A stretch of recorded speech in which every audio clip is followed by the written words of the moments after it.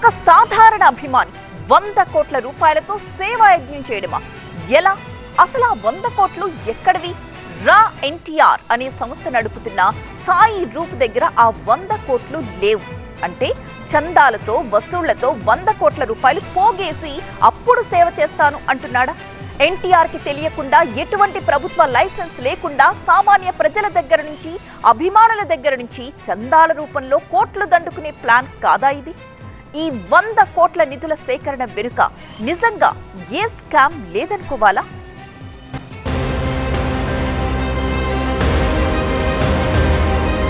వంద కోట్లతో సేవా యజ్ఞం, ఊరు వాడ వస్తున్నా వినడానికి చాలా గొప్పగా ఉంది. కానీ అసలు ప్రశ్న ఏంటంటే, ఎన్టీఆర్ అభిమానిని అని చెప్పుకునే ఈ సాయి రూప్ దగ్గర 100 కోట్ల రూపాయలు లేనే లేవు. ఆయన ఏమైనా అపర కుబేరుడా, లేదంటే ట్యాక్స్ కట్టే కార్పొరేట్ సంస్థలకు అధిపతి అంటే అదేం కాదు. మరి ఏమీ లేనప్పుడు 100 కోట్ల రూపాయలతో సేవా కార్యక్రమాలని ఎలా ప్రకటించాడు? ఎలా సాధ్యమనంటే సమాధానం ఒక్కటే. ఎన్టీఆర్ పై ఉన్న అభిమానాన్ని క్యాష్ చేసుకొని సామాన్య ప్రజల నుంచి, ఎన్టీఆర్ డైహార్డ్ ఫ్యాన్స్ నుంచి విరాళాల రూపంలో ఆ 100 కోట్ల రూపాయలని గుంజడమే ఈ రా ఎన్టీఆర్ ప్లాన్ అనే ఆరోపణలు వెల్లువెత్తుతున్నాయి. దేశంలో చారిటీ పేరిట ₹1 వసూలు చేయాలన్నా ప్రభుత్వ అనుమతులుండాలి, రిజిస్ట్రేషన్లుండాలి, ఐటీ మినహాయింపుల నిబంధనలు ఉండాలి. మరి రా ఎన్టీఆర్ సంస్థకు ప్రజల నుంచి కోట్ల రూపాయలు వసూలు చేసే హక్కు ఎవరిచ్చారు? ఇలాంటి పనికి లైసెన్స్ ఇచ్చింది ఎవరు? ఎన్టీఆర్ పేరు చెప్పి సామాన్యుల జేబులు గుల్ల చేసి 100 కోట్లు ఖాతాల్లో వేసుకున్న తర్వాత వీళ్ళు సేవ చేస్తారన్న గ్యారంటీ ఏంటి? రేపొద్దున కోట్ల రూపాయల డొనేషన్లతో బోర్డు తిప్పేస్తే బాధ్యత ఎవరిది? అప్పుడు అనేది ఎన్టీఆర్నే కదా. హీరో పేరు వాడుకొని జనం సొమ్ముతో జల్సాలు చేసే ఇలాంటి వ్యవహారం పక్కా స్కామ్ గాక మరేంటి అని నందమూరి అభిమానులే ఇప్పుడు ఫైర్ అవుతున్నారు. పైగా రా ఎన్టీఆర్ ఆర్గనైజర్ సాయి రూప్ ఓ స్టేట్మెంట్ ఇచ్చాడు. 100 కోట్లతో సేవా యజ్ఞం అంటే తనర్థం ఆ స్థాయిలో సేవా కార్యక్రమాలు చేయాలనే కోరికే తప్ప 100 కోట్లు ఖర్చు పెట్టడం కాదంటున్నారు. ఇన్ని ప్రశ్నలు వినిపించాక, ఎన్టీఆర్ అభిమాన సంఘం నుంచి ఓ లెటర్ రూపంలో హెచ్చరికలు వచ్చాక సాయి రూప్ కంప్లీట్ డిఫరెంట్ వెర్షన్ వినిపిస్తున్నాడు. అసలు ఎన్టీఆర్ ఆఫీస్ రిలీజ్ చేసిన ఆ లెటర్కే అథెంటిసిటీ లేదంటూ సాక్షాత్తు హీరో కార్యాలయాన్నే నిలదీశాడు. అసలు ఆ లెటర్ గురించి ఎన్టీఆర్కే తెలిసినదంటూ డైలాగ్స్ కొట్టాడు. అంతేనా? తనను విమర్శిస్తున్న అభిమాన సంఘం నాయకులు ఎవరూ కూడా ఏ ఒక్క సేవా కార్యక్రమం చేయలేదని, తాను మాత్రం 6 ఏళ్లుగా సేవ చేస్తున్నానని చెప్తున్నాడు. తన వెనుక 40,000 మంది వాలంటీర్లు ఉన్నారంటూ పెద్ద షాకే ఇస్తున్నాడు. ఎన్టీఆర్ను తాను దేవుడిగా భావించి 6 ఏళ్లుగా సేవా కార్యక్రమాలు చేస్తున్నానని, ఒకవేళ ఎన్టీఆర్ఏ వచ్చి వద్దు అంటే అన్ని ఆపేస్తా అంటూ సెంటిమెంట్ డైలాగులు కొడుతున్నాడు. ఒక విధంగా ఎన్టీఆర్ వచ్చి చెప్తేనే అన్ని ఆపేస్తా అని డైరెక్ట్ గా చెప్తున్నట్టే లెక్క. నెల 18న ఊరువాడ కార్యక్రమాన్ని ఆపేస్తానని గాని ఇప్పటి వరకు ఎక్కడ చెప్పలేదు, చెప్పడమూ లేదు. సో ఆ ప్రోగ్రాం యథావిధిగా ఉన్నట్టే లెక్క. ఊరువాడ ప్రోగ్రాం కాన్సెప్ట్ ఇప్పటిది కాదు.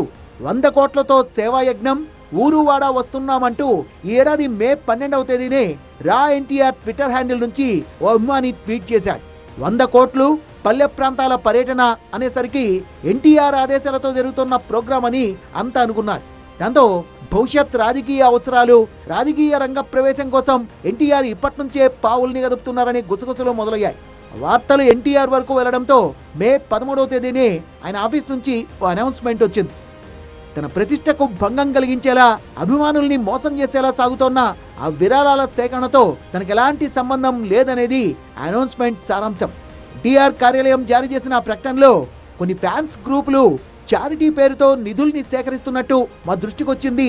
అలాంటి గ్రూపులతో కానీ ఆ కార్యక్రమాలకు కానీ ఎన్టీఆర్ కు ఎటువంటి సంబంధం లేదు అని చాలా క్లియర్ గా తేల్చేశారు.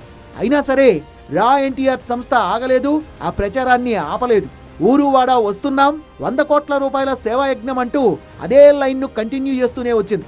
చివరికి జూలై 18న తిరుపతిలో ప్రెస్ మీట్ అని చెప్పడం, ఆ డేట్ దగ్గర పడుతుండడం, పైగా 100 కోట్ల రూపాయలు అనే పాయింట్ పదే పదే హైలైట్ అవడంతో ఎన్టీఆర్ ఆఫీస్ మరోసారి రియాక్ట్ అయింది.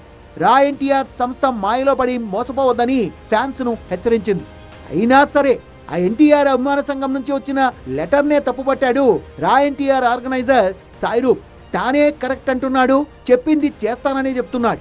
దీంతో ఎన్టీఆర్ అభిమానులు తిరుపతి ఎస్పీకి కంప్లైంట్ చేశారు.